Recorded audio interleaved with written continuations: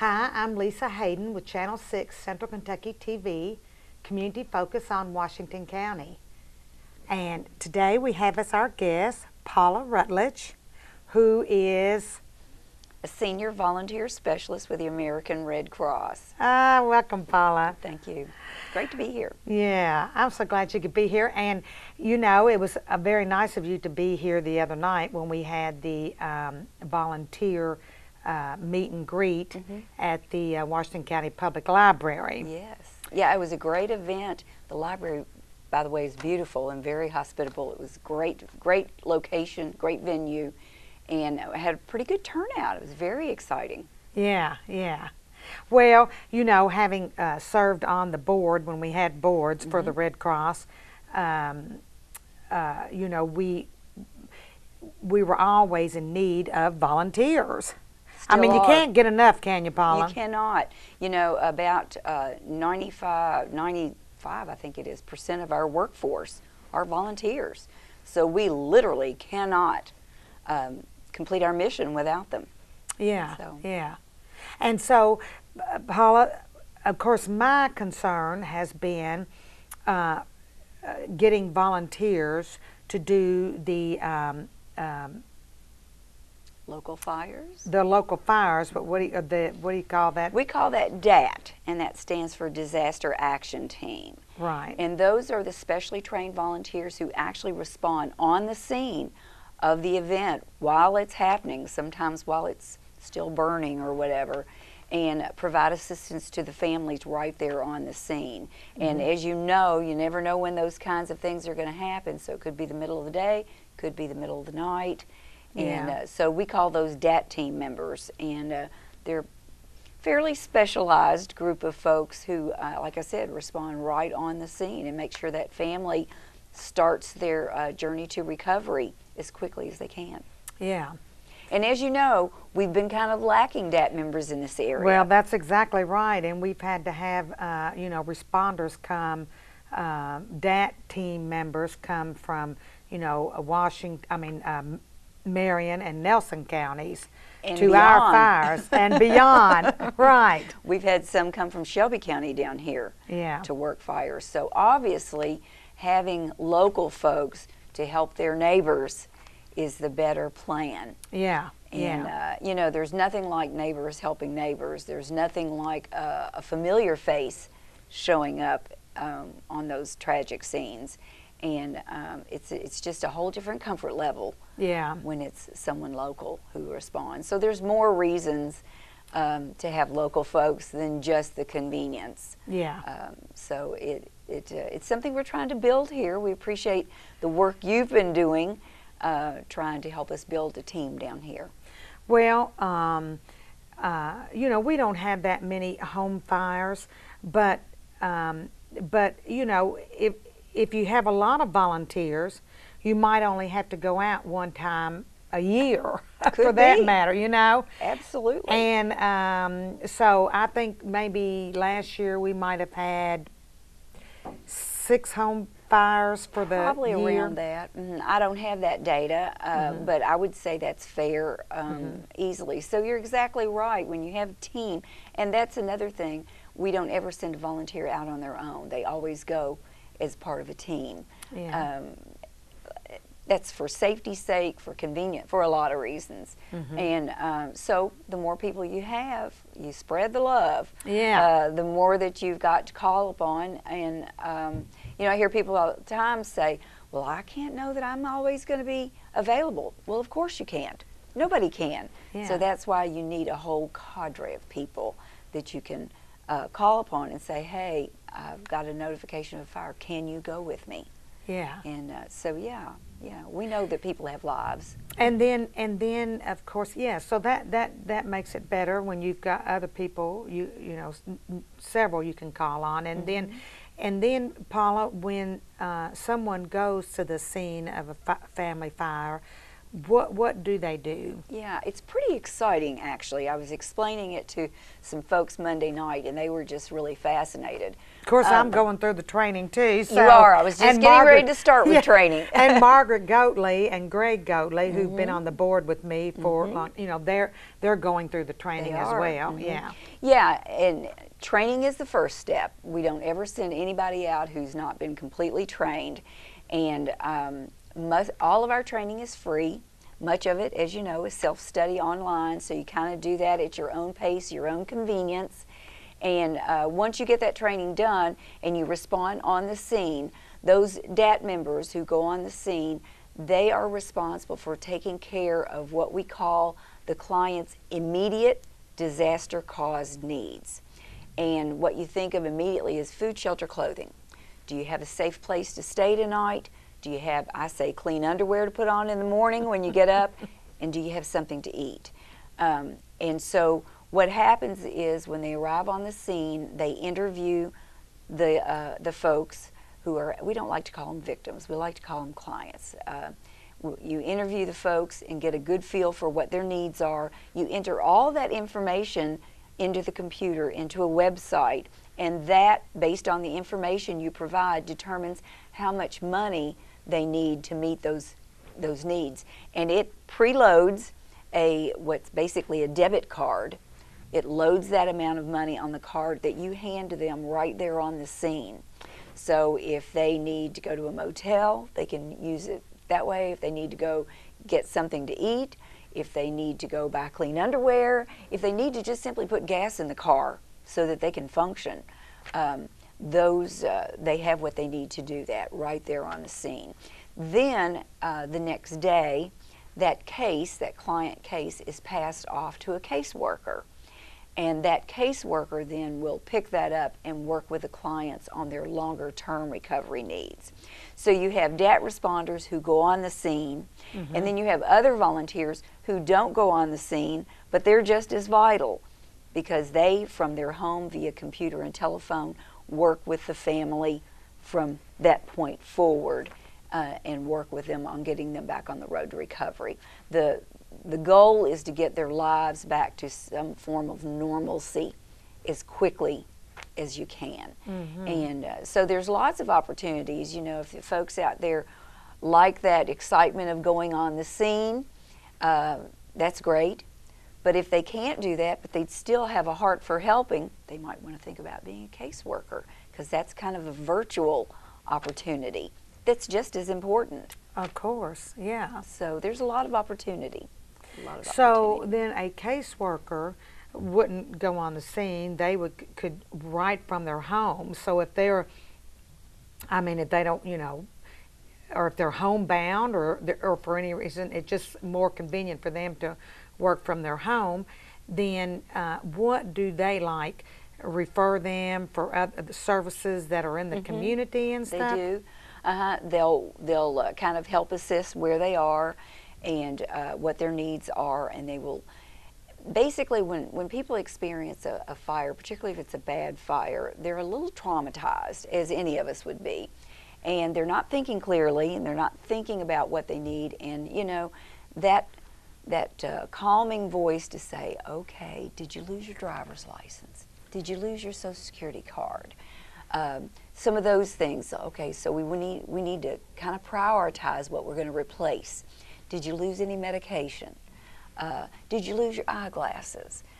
And kind of help walk them through that. And if they do have medical needs, sometimes we have people who lost their medical equipment in the fire and they need that replaced immediately.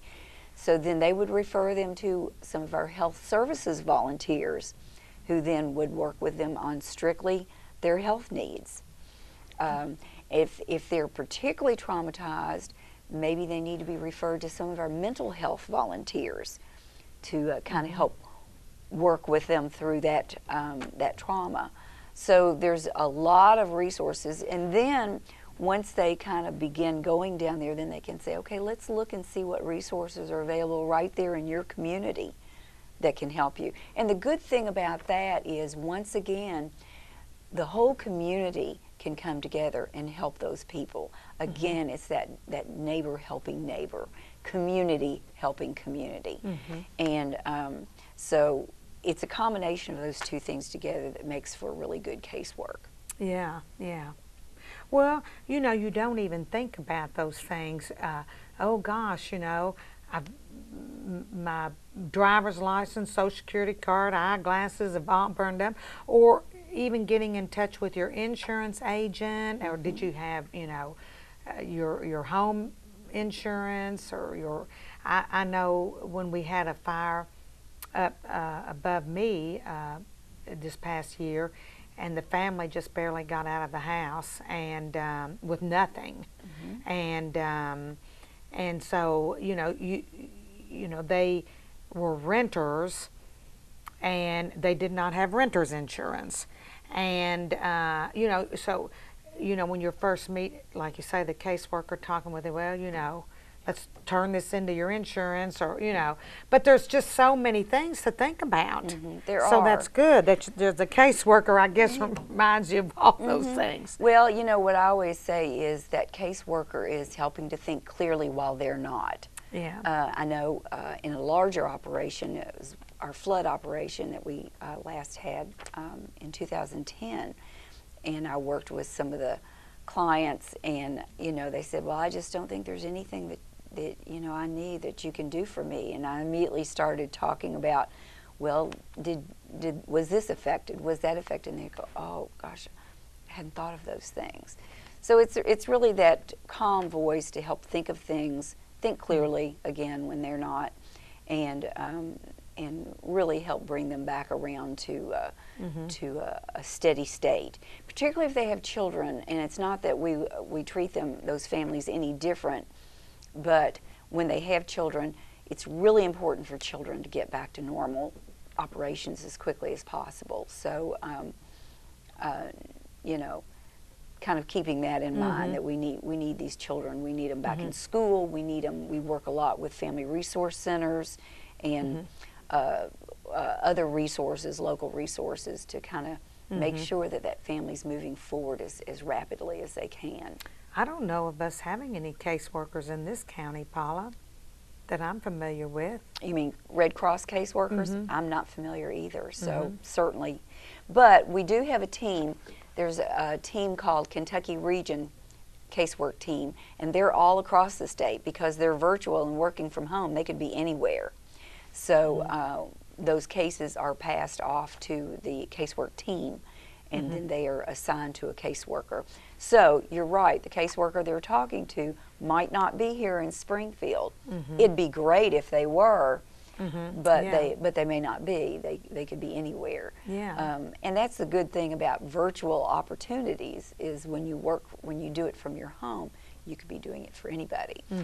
In fact, to take that a step further, during Hurricane Matthew in North Carolina last year, I was virtually deployed down there, which meant I didn't actually physically go, but I was assigned to the operation in North Carolina, and my job was to help get volunteers into slots where they could work, where they could help. What happens when a big disaster like a hurricane happens, all these local people flood in and say, I want to help, I want to help.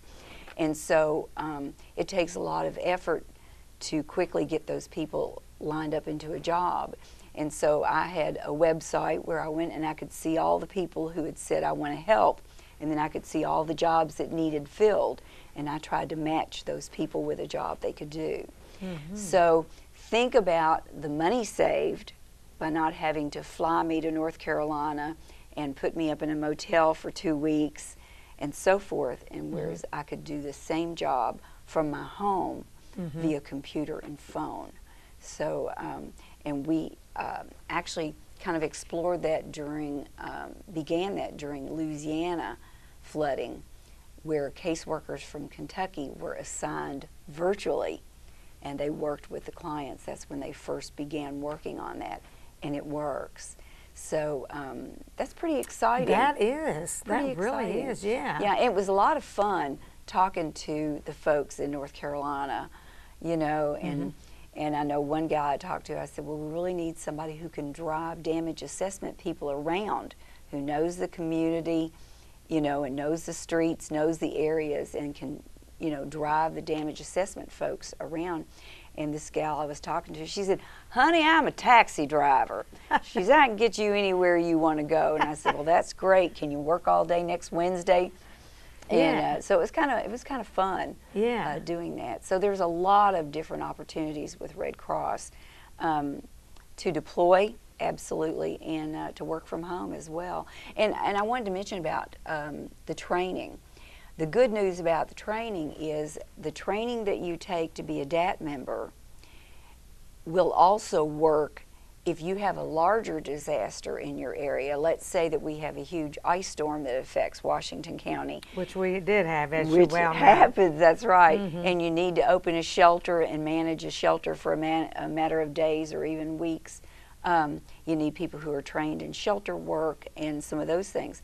Well, a lot of that same training, if you're trained for that, you're also trained for that. Or if you want to deploy to a larger disaster anywhere in the United States, it works for that. That training works for that as well. Yeah, because the same training is that I would receive here works for anywhere in the country. That's right. So if, you know, I know that there are Red Cross volunteers, DAT teams, you know, I think over in Marion County you have, well, Mary Ann also I think used to deploy. I don't know if she does now. I don't know if she still does and, or not. Oh gosh, I thought he was coming to our training the other night that works with a lot of the disasters in Marion County. But anyway, they, you know, I know they've gone to some large disasters in various states. And of course, we're just coming off that huge fall hurricane, unprecedented hurricane season we had last fall. And, you know, a lot of Kentucky volunteers deployed multiple times. We still have some who have been just getting back from Puerto Rico. They've been down there off and on all during this time. So there's a lot of long-term work still going on with those events. But yeah, there are people who only want to deploy to things outside the area. There are people who only want to respond to large events here, and there are people who want to respond on the scene. We have opportunities for all of them. Yeah, yeah. So it's quite broad. Yeah. So, and you know, that to me has been our major concern, because in the event of a larger disaster, and you know, then it would be nice if you already had those volunteers registered, so that they can go ahead and open a shelter and get those things done on the spot. So yes, and that's a great segue into how you become a volunteer. Yeah. So if you already have those folks, and you mentioned the word registered volunteers, and that's an important term. All Red Cross volunteers have to be registered through our national organization. They do have to complete a free online background check. It's a requirement, no exceptions. Well, that's a good thing. It is. Yeah. It is, because we deal with a lot of people with a lot of personal information and so forth. So it's very easy to, all of our application process is online now. You go to www.redcross.org and then click on volunteer. And then if you scroll down the page, and there's a little button that says apply, and you just click that and begin filling in the blanks. And it will lead you through step by step, completing that application all the way through the background check.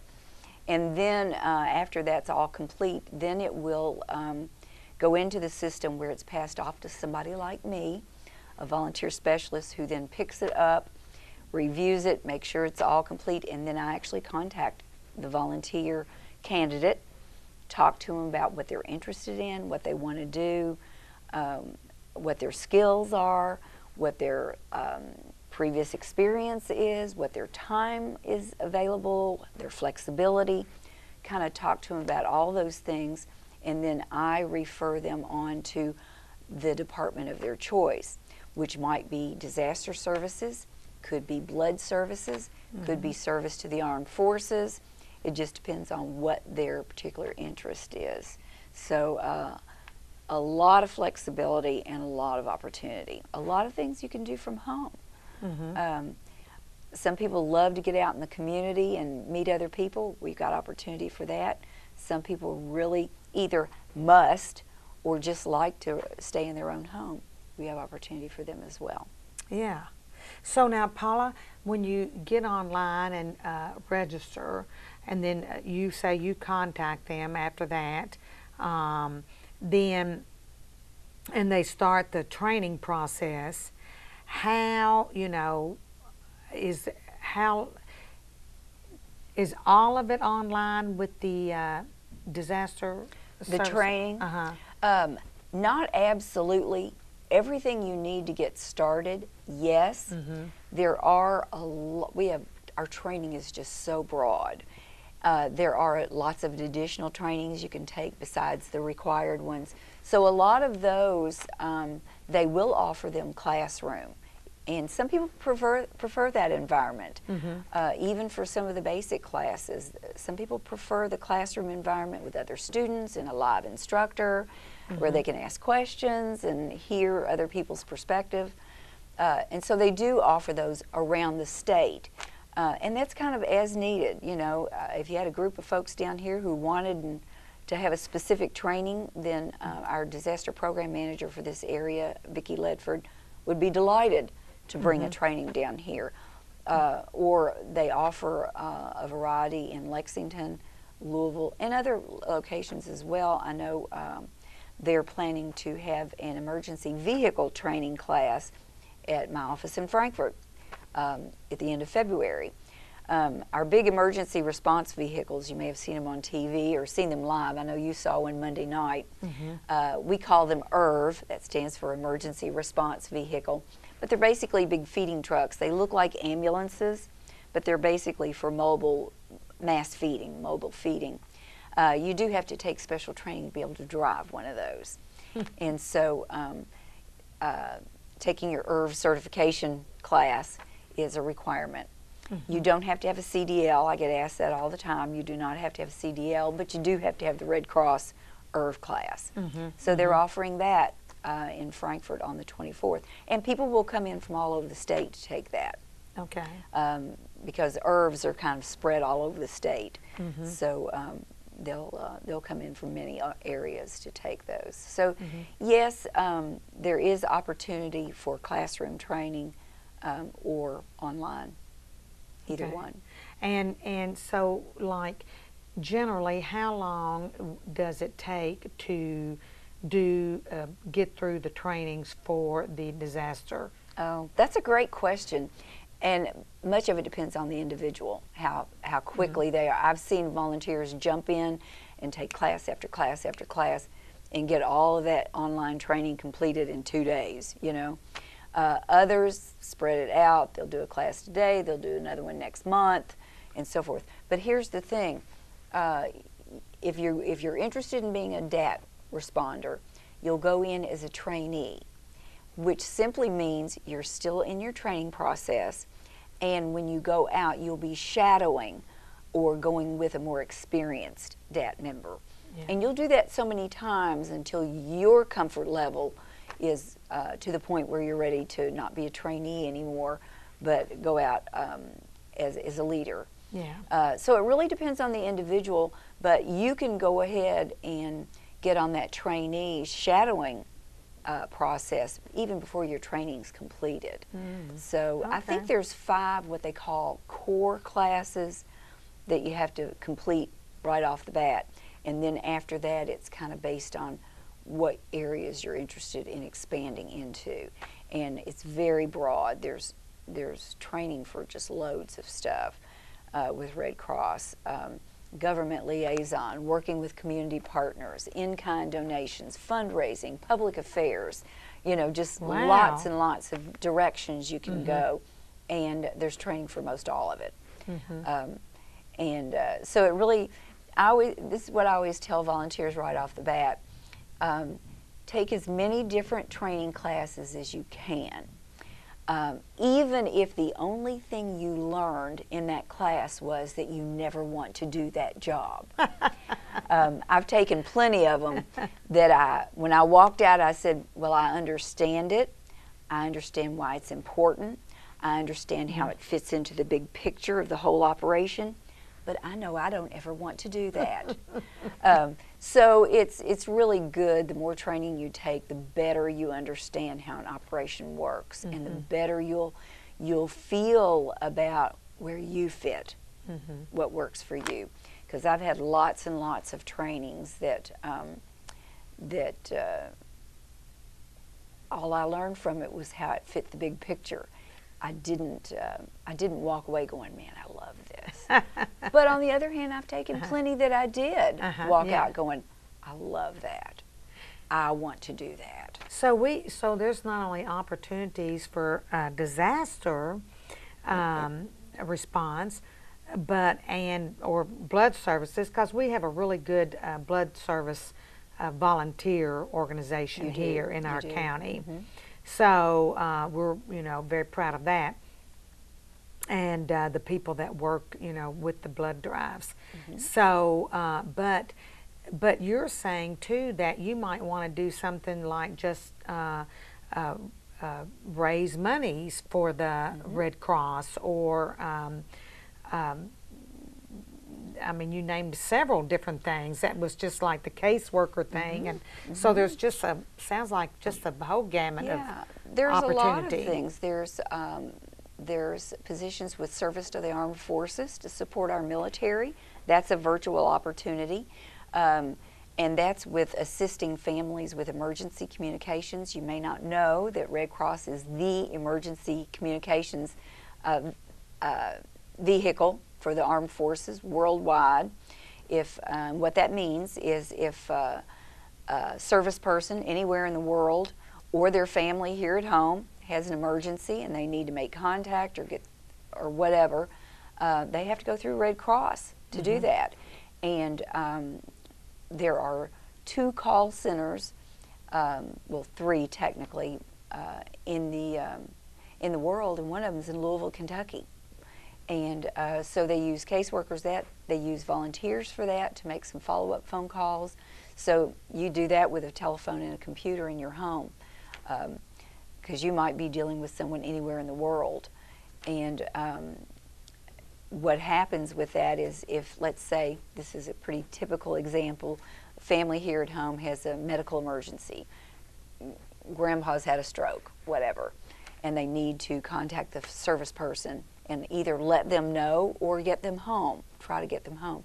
They call the Red Cross. The Red Cross collects all the facts, verifies all the information, and then transmits that information to the military authorities, who ultimately make that decision on whether or not to release that service person to let them come home, or make a phone call, or whatever is appropriate. Sometimes it's death in the family, sometimes it's serious illness, sometimes it's the birth of a baby, though they rarely send them home for that. Well, they should. Yes, they should, but they don't always, depending on where they are. So that's another opportunity to support our military that you can do right from home. Now, there are some computer requirements for that. Your computer has to match the website's computer program, and so forth. There are some parameters with that. But that's just another virtual opportunity to support our military and be a Red Cross volunteer. Yeah. Well, we used to have someone in the county, a couple people I think that helped with that, and I don't think there is now. But that sounds like that would be a great opportunity, maybe for a retired military person. Absolutely. Yeah, because they already know the military lingo and so forth. I always loved doing military casework. As you know, I used to be a chapter executive and did kind of everything. But I used to love military casework. It was one of my favorites. I thought it was some of the most interesting cases. And this is kind of a selfish thing, but it was instant gratification. Because when you were working with that family who was having a crisis, otherwise they wouldn't be calling me, right? So, and when you call them back and you say, your message has been delivered your service person should be receiving it soon. You should be hearing from them in the next so many hours or whatever. You could hear in that family's voice, oh, thank you so much, you know. Yeah. And it was just, like I said, instant gratification that you've made a difference in somebody's life during their emergency. And Yeah. yeah, Well, it's a great and, feeling. And speaking of that, you know, I think there is definitely always in volunteerism, but and particularly with the Red Cross, there is gratification in that, and knowing, you know, that you've helped someone, and you know that always makes a person feel good. It does. And you know, I tell volunteers all the time, particularly DAT volunteers who are going to the scene.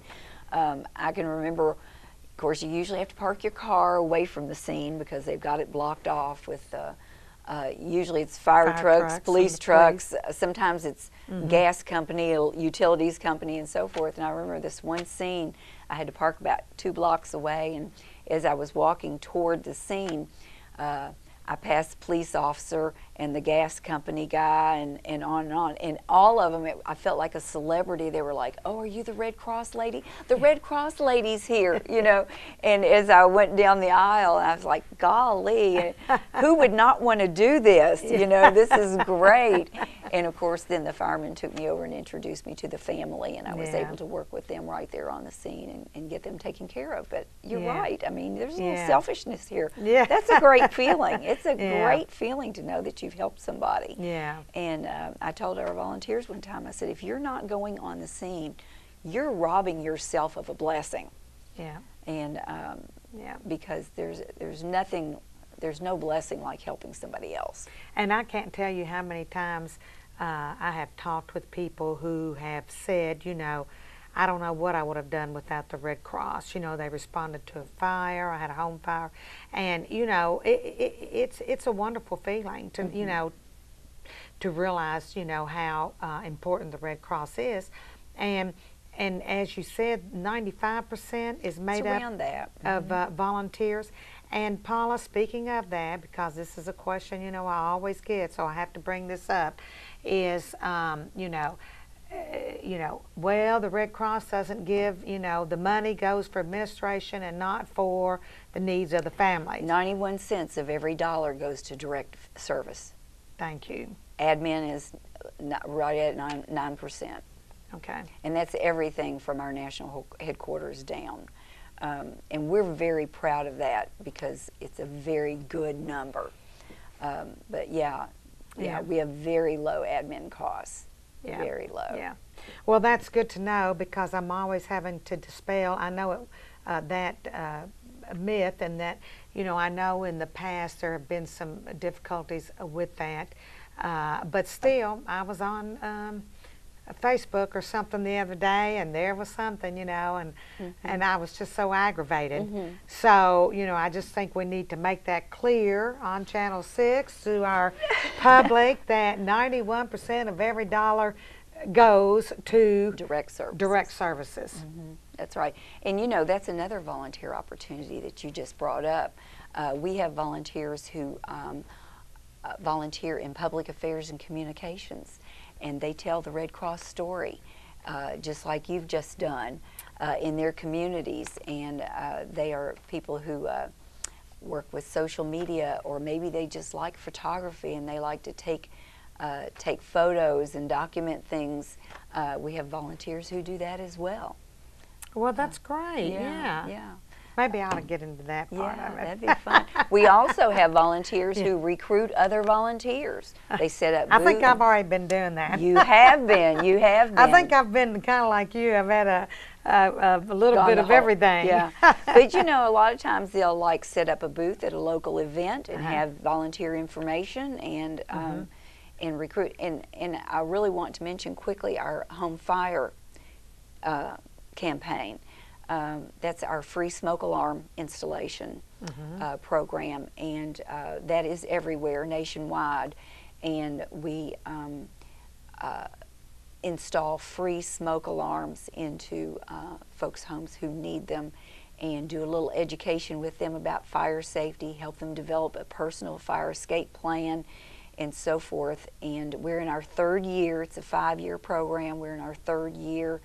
And in Kentucky, we've had like 37 lives saved from smoke alarms that we installed. Wow. And nationwide, that's 10% of the lives saved nationwide have been right here in Kentucky.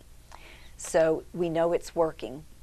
That's good. Because That's saving lives. So yeah. anybody who would like to be a smoke alarm installer, we would love to have folks do that as well. They go out in teams and pairs, and we kind of do it on demand. If folks need alarm, then they call and let us know, or the fire department know that they need them, and then a team will go out and do the little education piece and install those smoke alarms in their homes free of charge. Great. Well, that's a program we'll have to get involved in. Yes, I think so. Yeah. I think there's great potential here in Washington County for that. Yeah.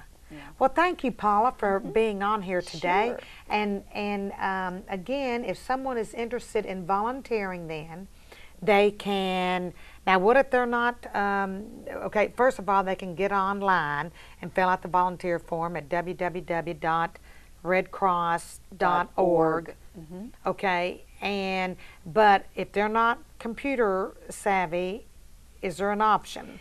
The only option is we do have a paper application, but because the background check is required, they are going to have to go through someone like me, a volunteer specialist. My job is to onboard volunteers, and they will have to provide their Social Security number in order to get that background check done. But I always stress to folks 2 things about our background checks and the Social Security number, because that's a big issue today. I get it. Yeah. The company that does our background checks and Red Cross, either one, they do not capture Social Security numbers. They use it, verify it, and it's not remembered anywhere. Not by Red Cross, not by the company. Once it's used, done, it's gone. Okay. It disappears. That's really good news. It is. Yeah. And I loved hearing that. Yeah. That makes people feel a whole lot better. Me too. And if they wanted to call you, Paula, then as to what number would that be? It would be 502-319-1281, and that's my work cell phone number. Okay. So. Paula Rutledge with the Red Cross. Thank you. Well, thank you, Paula, very much. Nice being here.